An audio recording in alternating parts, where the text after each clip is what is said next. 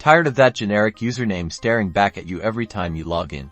Let's get started. First, click on the Start button. It's that Windows logo typically found in the bottom left corner of your screen. Now, look for your user icon and current account name. It's usually located at the bottom left of the Start menu. Click on it. A small menu will appear. Select Change Account Settings from the options presented. This will take you to the Accounts section of the Settings app. The Settings app will open directly on the Your Info page. Here you can see your Microsoft account details if you're not already there.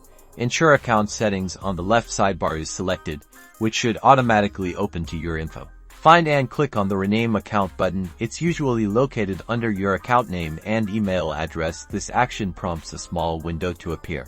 A window titled Rename Your Account will pop up in the text field provided.